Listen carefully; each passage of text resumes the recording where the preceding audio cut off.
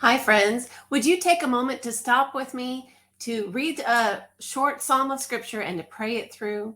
That's what we're going to do today.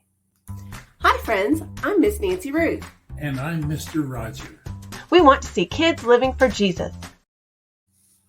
Psalm 4 is written by David. It says, for the director of music with stringed instruments, a psalm of David. This is important because, as we'll see later, there are some things that obviously come from a king and have implications from that, but they also apply to us.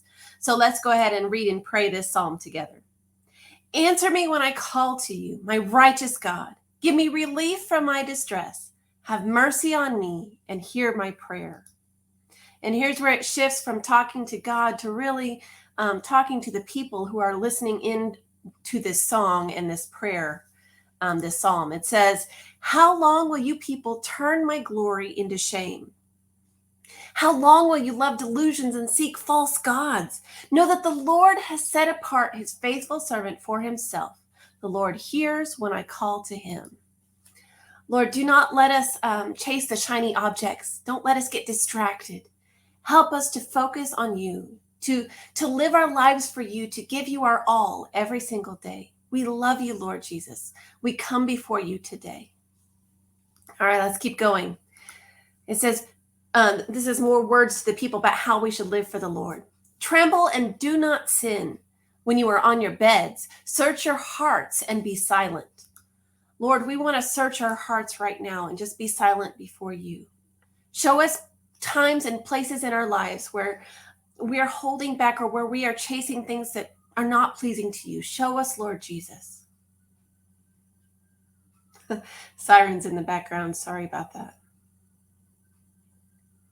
Lord, I ask that you would cleanse our hearts because of the sacrifice that Jesus made on the cross.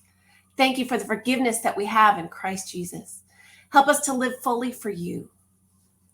Let's see what's next in this psalm. It says, many are asking, who will bring us prosperity? Are you feeling like you need something from the Lord today? Let the light of your face, O Lord, shine on us. Fill my heart with joy when their grain and new wine abound. This, I think, has something to do with the kingship role here because he's not asking for help for himself. He's praying for his people. Lord, bring us the things that we need. Bring us prosperity. Help us to live full lives so that we can honor the Lord Jesus.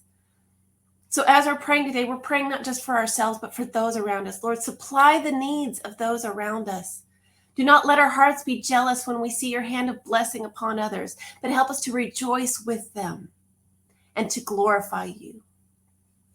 And then this psalm closes out saying, in peace, I will lay down and sleep. For you alone, Lord, make me dwell in safety.